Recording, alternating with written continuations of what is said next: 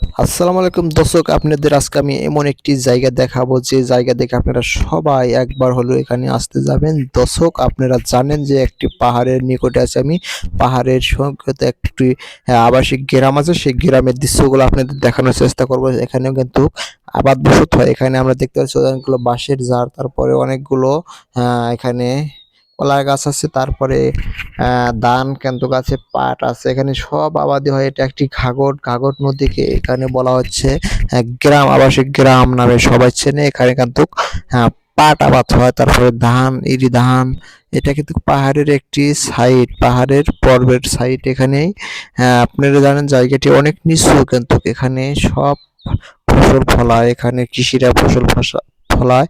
তারপরে আপনারা জানেন যে এখানে বিভিন্ন রকমের লোকজন এসে কিন্তু ঘোরার জন্য আসে, এখানে দৃশ্যগুলো দেখার জন্য আসে। আমি সেই দৃশ্যগুলো আপনাদের দেখাবো। দেখেন কত সুন্দর গ্রাম। একটি বেটি লাকড়ি নাড়ছে। আহ আপনারা দেখেন যে ধানগুলো এলোমেলো হয়ে শুয়ে পড়েছে। তারপরে এখানে আছে পাট, আপনাদের পাট গাছ, ছোট ছোট পাট গাছগুলো দেখানোর চেষ্টা করব। তারপরে আপনাদের দেখাবো পুরো গ্রামটা যে কত সুন্দর। এখানে এসে কিন্তু আমার মনটা ভরে গেছে দর্শক। আপনারা জানেন যে ভুট্টা, যে আপনাদের ভুট্টা যে দেখেন পাক্কন বানায়, সেই পাক্কনের গাছগুলো যে ওদিকে আছে। পাহাড়ের সৈকত, ওই দেখেন পাহাড়, ছোট ছোট পাহাড়গুলো দেখা যাচ্ছে এখান থেকে।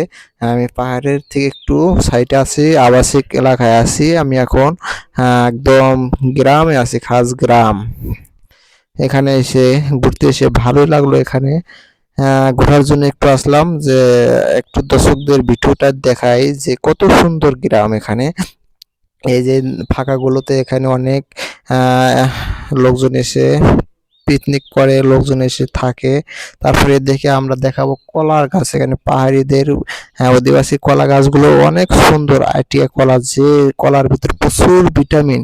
সেই কলা গাছগুলো আপনাদের দেখাবো, আমি দেখানোর চেষ্টা করবো। পুরোপুরি দেখুন এবং আমার চ্যানেলে যারা নতুন সবাই সাবস্ক্রাইব করুন, ব্লগ চ্যানেলটি সবাই দেখার উপভোগ করুন।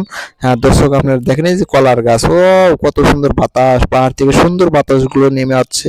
ওই যে কলা, কত সুন্দর কলা, ও সুন্দর। দর্শক, আপনাদের হ্যাঁ আরো সুন্দর সুন্দর দৃশ্যগুলো দেখাবো। এই ব্লগ ভিডিওটি সবার কাছে কেমন লাগে একটু দেখে লাইক কমেন্ট